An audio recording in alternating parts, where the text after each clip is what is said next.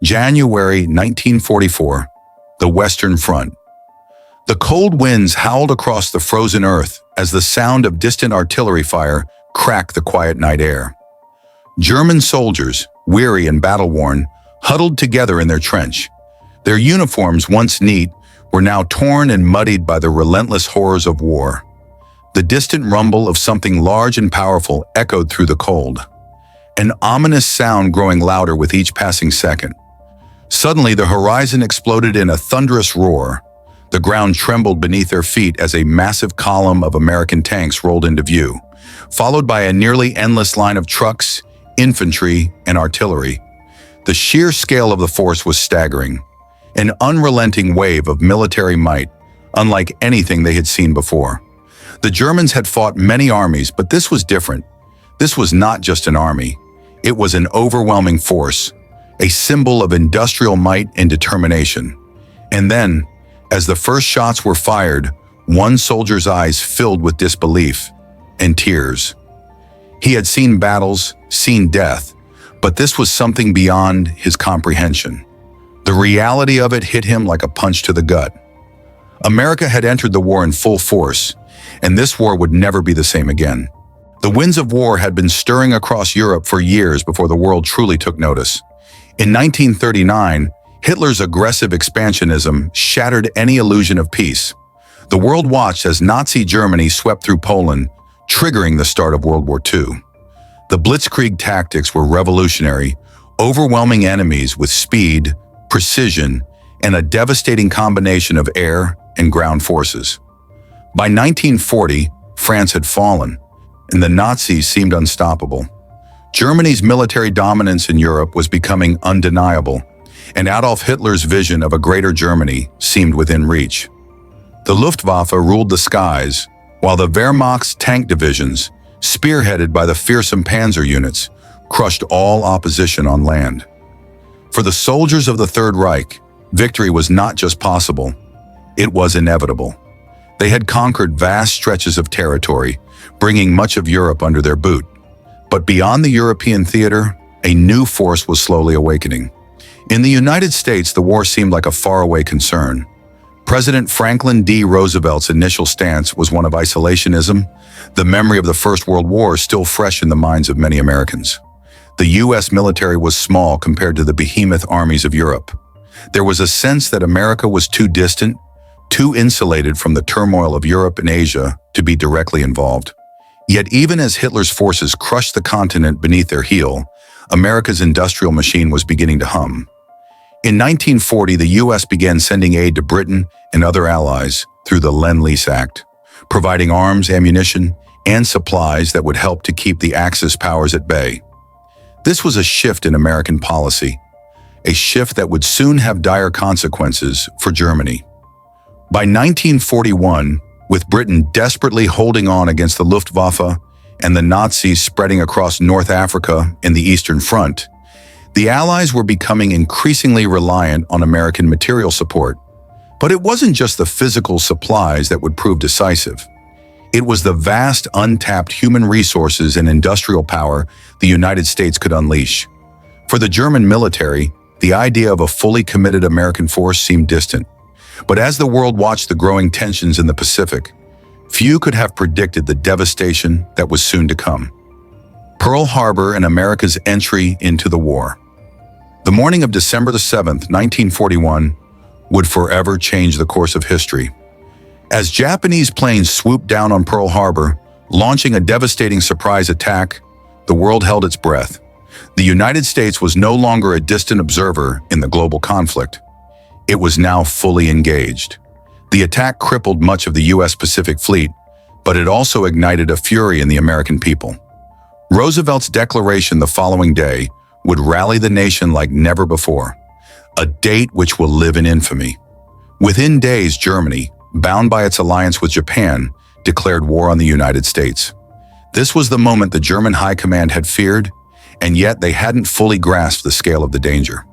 While the Axis had been expanding their influence in Europe and Asia, the United States had been quietly building one of the world's most formidable military forces, The full might of America's industrial power had been slowly mobilizing, its factories converting to war production.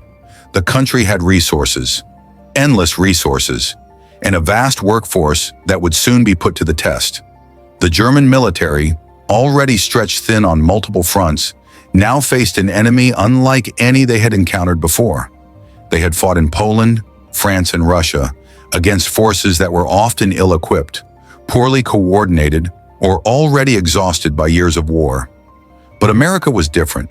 The United States was not just another opponent, it was a juggernaut waiting to be unleashed. At first, the Nazi leadership dismissed the U.S. entry into the war as a mere formality, an inevitable response to the attack on Pearl Harbor. But by 1942, as American troops began arriving in Britain, Africa, and eventually in the Soviet Union, the reality began to sink in. This was not a country that could be easily defeated. The scale of American production and military mobilization was staggering, something the Germans had never faced.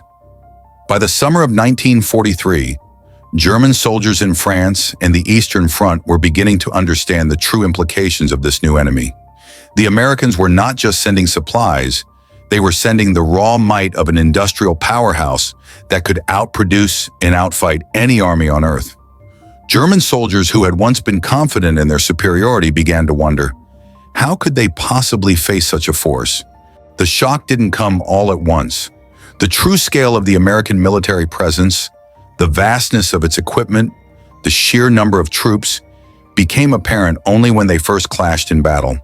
The German soldiers who fought against the Allies in Normandy, in the skies above the English Channel, and later in the fields of Italy were stunned. This was no longer a war of tactical maneuvers or localized battles. This was the full might of a nation whose resources and determination could not be measured. The sight of thousands of American tanks rolling across Europe, backed by waves of bombers and infantry, began to break the spirit of the Axis forces. For the first time, they faced an enemy who not only fought with ferocity, but also had the resources to sustain it indefinitely. This was a turning point, and for many German soldiers, it was a moment of despair. Human angle, the shock of the soldiers. In the heat of battle, the German soldiers were accustomed to the chaos and brutality of warfare. They had seen death and destruction up close, many of them hardened veterans from the Eastern Front, but nothing could have prepared them for what they encountered when the American forces arrived in full force. The sheer scale of the enemy's military might was something beyond their comprehension. When the first American tanks rolled into view during the Normandy invasion, many German soldiers froze. The Panzer tanks they had relied on for so long were formidable, but the American Sherman tanks were a different beast entirely, more numerous, heavily armed, and capable of taking on German defenses with a ruthless efficiency. German soldiers who had once feared the speed of the Blitzkrieg now found themselves on the receiving end of a new kind of power. On the battlefield, it wasn't just the firepower that shocked them. It was the overwhelming presence of American troops.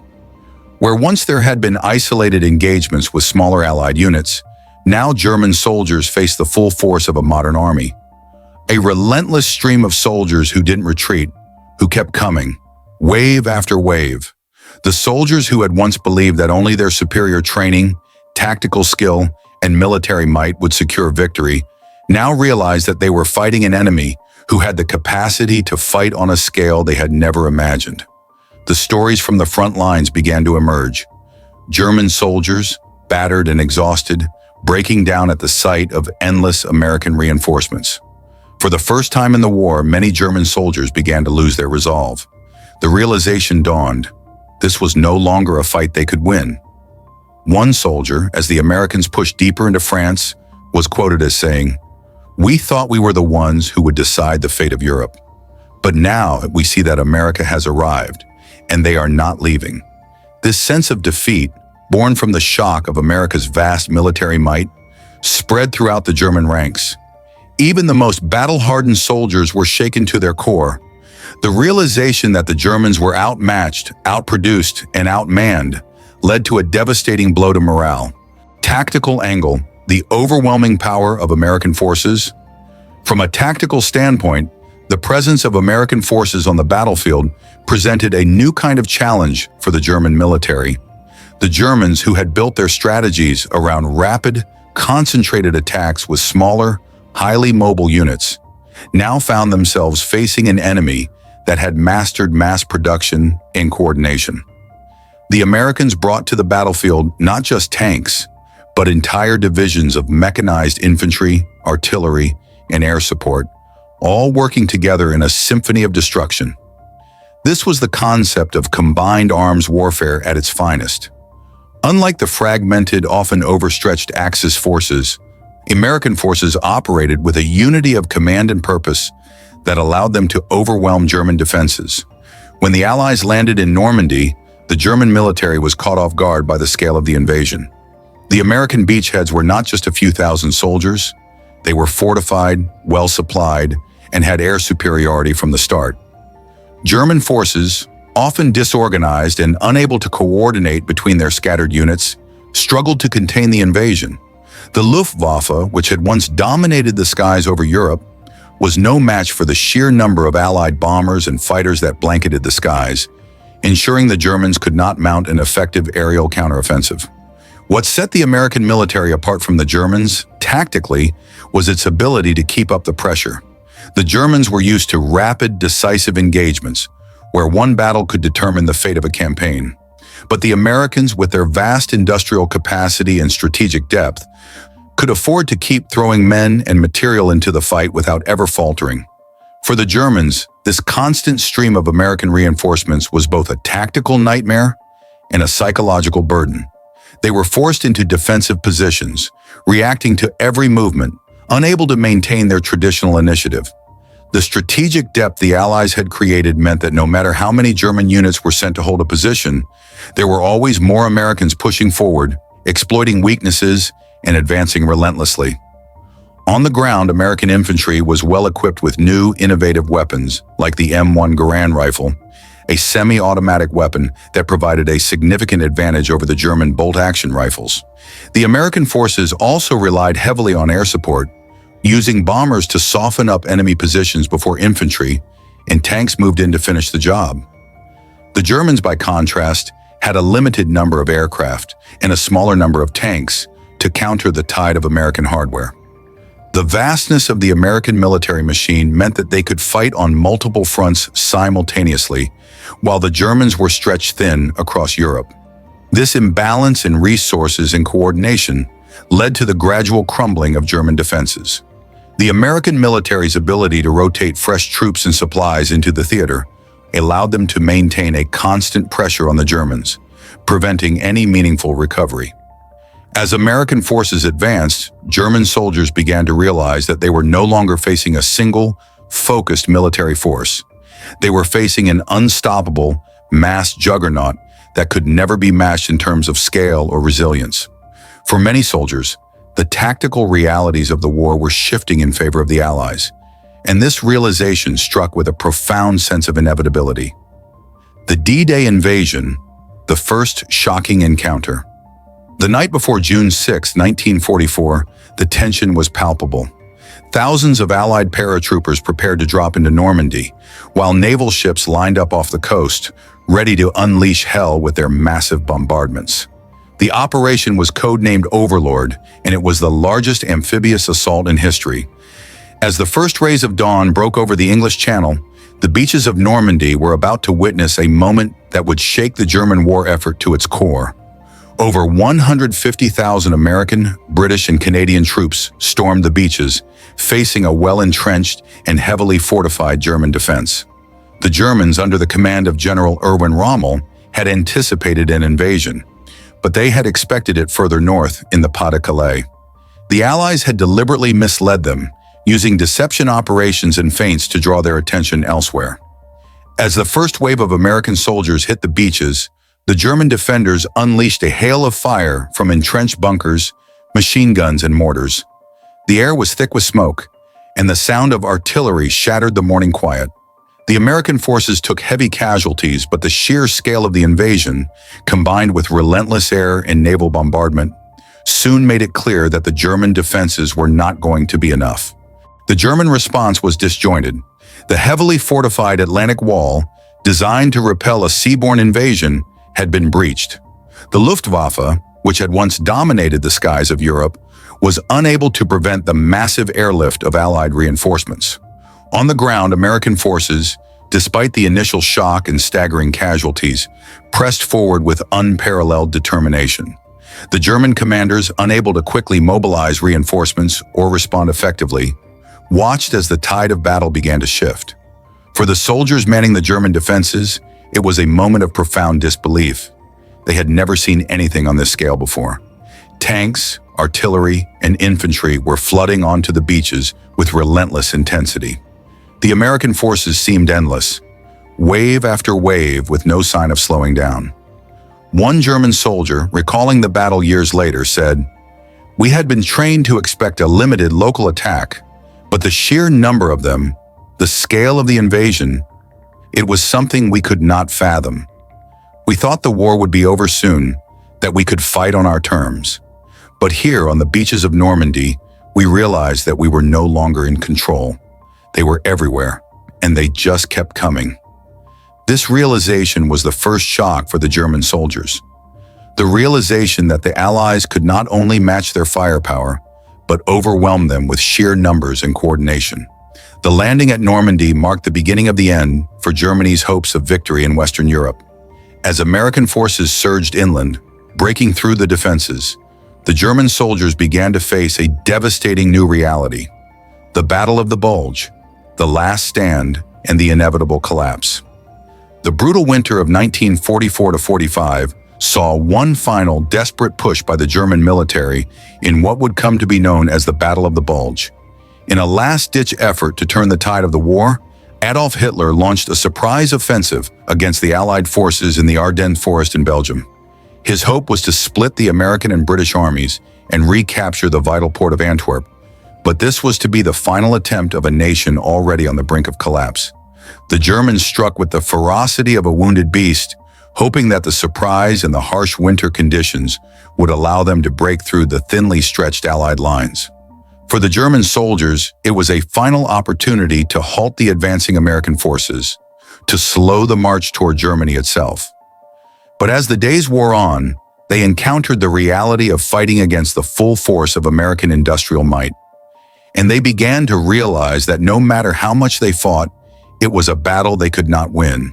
The weather was horrific, a cold, biting winter that only added to the misery of soldiers on both sides. The Germans, already worn thin from years of war, found themselves facing American forces that were now more experienced, better supplied, and better equipped than ever before. The sight of massive American tanks, artillery, and aircraft arriving in full force to counterattack was a stark reminder of the raw power that the United States could bring to bear. For the German soldiers on the front lines, the Battle of the Bulge represented a devastating realization. At the height of the conflict, they were fighting not just for territory or political ideology, but for survival. The German military, already overwhelmed in the West, now found itself trapped in a war of attrition it could no longer win. The tactical advantage they once held was no more. The Americans had perfected the art of combined arms warfare, overwhelming the Germans at every turn with coordinated strikes that exploited every weakness in the German defense. One German soldier, interviewed after the battle, recalled the moment he realized the war was lost. "We had fought so hard for so long, but when I saw the American tanks rolling through the Ardennes, I knew it was over.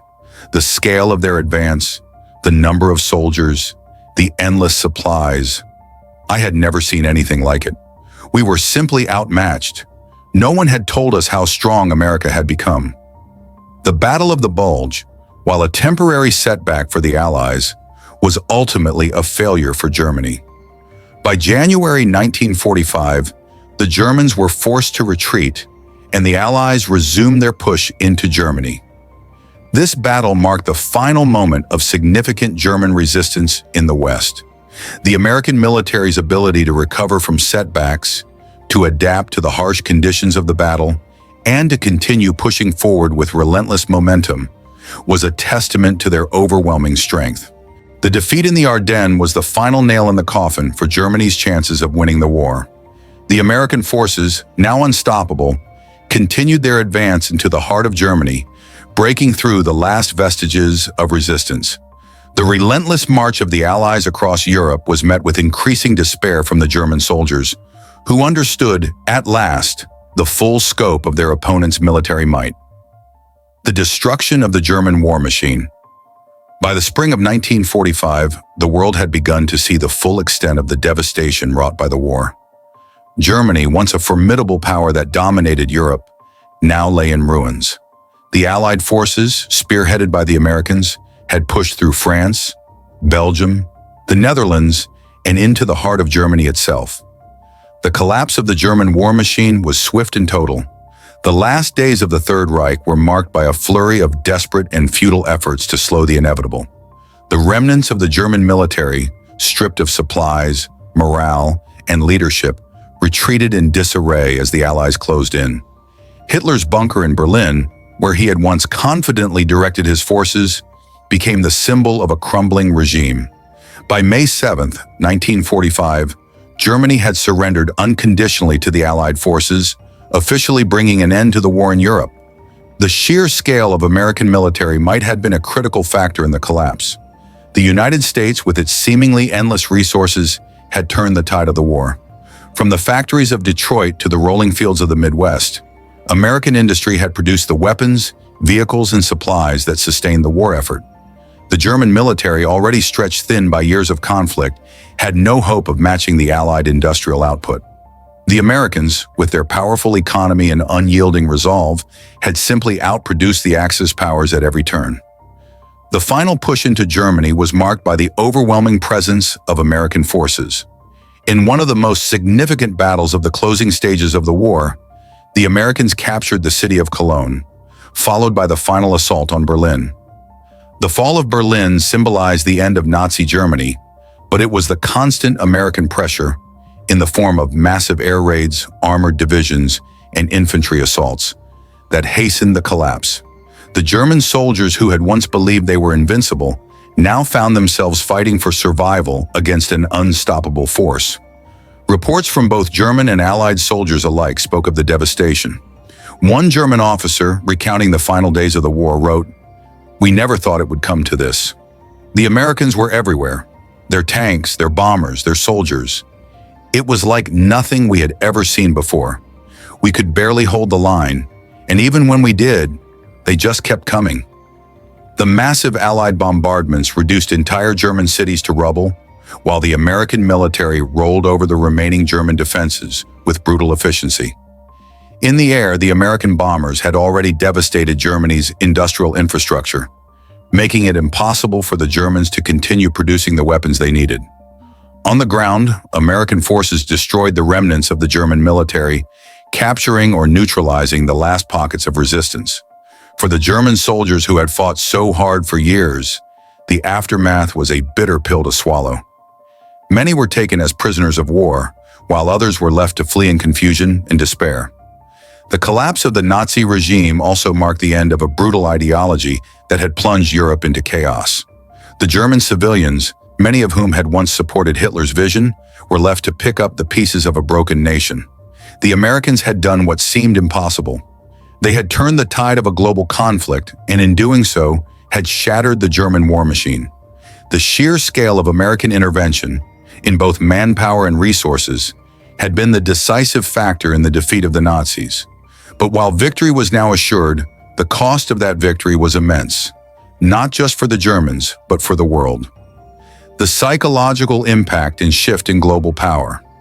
As the dust settled over a defeated Germany, the true psychological and global repercussions of the war began to take shape. The German people, as well as the surviving soldiers, were left to grapple with the realization that their once dominant military and political power had been obliterated. The shock was not merely the loss of territory or soldiers, but the deeper, more pervasive realization that they had fought and lost to an enemy that could outlast, outproduce, and outfight them at every turn. The German High Command, which had once believed in the supremacy of the Blitzkrieg strategy, the rapid, overwhelming attack that had swept across Europe, was left powerless in the face of a new, unyielding form of warfare. The United States had demonstrated a profound ability to wage war on a scale that the Germans could not match. Not only did they have the numbers, but they also had the logistics, the infrastructure, and the industrial capacity to sustain the war indefinitely. As Nazi Germany crumbled, it became clear that the Allies, and particularly the United States, had rewritten the rules of modern warfare. For the German soldiers who had once viewed themselves as invincible, the aftershocks were deeply personal. Many of them had fought alongside their comrades for years, witnessing the collapse of their nation firsthand. In the final days of the war, some soldiers chose to surrender, while others retreated in fear, knowing their fight was hopeless. The overwhelming American military presence was a constant reminder that they could not win. Many German soldiers, once proud and defiant, were left questioning their role in the war and the ideals they had fought for. One German veteran, reflecting on the loss of the war, said, "We were taught to believe we were the superior force, that we were fighting for a cause greater than ourselves. But when we saw the Americans, we knew the truth. Their strength wasn't just in their tanks or their bombs. It was in their ability to keep coming, no matter what we did to stop them." They never stopped. Meanwhile, the rest of the world began to process the vast scale of the war's destruction and its aftermath. While the American victory in Europe marked the end of Nazi control, it also signaled a shift in the global balance of power. The United States, having emerged as the preeminent military power in the world, began to influence global politics like never before. In the wake of Germany's collapse, the Americans spearheaded the reconstruction of Europe, laying the groundwork for the Marshall Plan and beginning a new era of international diplomacy and trade. The Soviet Union, too, was a critical player in the post-war world, but the dominance of the United States became increasingly apparent. The Germans had long feared the Soviets, but it was the Americans who, with their unprecedented ability to mobilize resources and manage a global military network, would dominate the global stage in the years that followed. The psychological toll on the German people was immense, as they came to terms with their defeat, not only by the Allies but by the sheer scale of America's military might. As the Allied occupation of Germany began, the stark difference in how the Americans and Soviets approached the rebuilding of post-war Europe became apparent. The U.S. was determined to create a stable, democratic, and prosperous Europe, while the Soviets moved to consolidate their influence in Eastern Europe, setting the stage for the Cold War. This division of influence between the Western Allies, led by the United States, and the Soviet bloc, would dominate global politics for the next half-century. For the German soldiers, the aftermath of defeat was not just about losing a war, it was about losing an identity. They had fought for a vision of a new Europe under Nazi control, but the reality was a landscape shattered by their own actions. The mental scars were deep, as many of these men returned home to a broken nation, struggling with feelings of shame and regret. The moral weight of the war's devastation weighed heavily on them, knowing that their actions had contributed to one of the most horrific periods in history. The defeat of Germany and the end of World War II, however, also represented the triumph of the American approach to warfare. The United States, through its sheer industrial might and unrelenting drive, had proven that it could not only compete with, but surpass the military power of the Axis powers. This shift in global power would go on to shape the modern world, with the United States emerging as the undisputed superpower in the aftermath of the war. The events of World War II, and particularly the collapse of Nazi Germany, stand as a testament to the unyielding power of industrial might, strategic coordination, and human resilience. For the German soldiers who fought in the war, the sight of the American military juggernaut, an unstoppable, vast, and relentless force, was a bitter awakening. They had believed that their skill, discipline, and the superiority of their technology could ensure victory. Yet in the face of America's unparalleled capacity to produce, coordinate, and sustain a global war effort, they were humbled. This shift in the balance of power, from the fascist ambitions of the Axis to the democratic might of the Allies, was not just a turning point in military history. It marked the beginning of a new global order. The United States, having emerged from the war stronger than ever, reshaped the world with its military and economic might. The devastation that ravaged Europe would eventually lead to the birth of the Cold War, the rise of the American superpower, and the division of the world into spheres of influence that would define international relations for decades. For the Germans, the aftermath was a profound reckoning. The war had not only destroyed their cities, their military, and their political regime, but had shattered their national identity.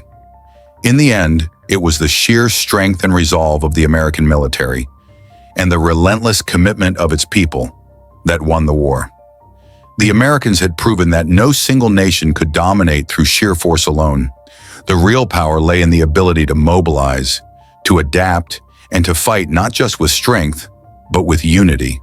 And while the war brought unspeakable suffering and destruction, it also served as a lesson in the importance of industrial might, human endurance, and strategic vision.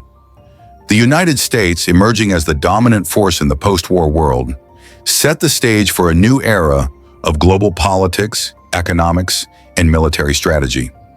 In a war defined by brutality and sacrifice, it was America's vast military power that turned the tide and ultimately reshaped the world order for generations to come. This victory, however, was not just the triumph of one nation. It was a shared victory for humanity, reminding us of the devastating cost of war and the immense power of cooperation and resolve when the stakes are highest.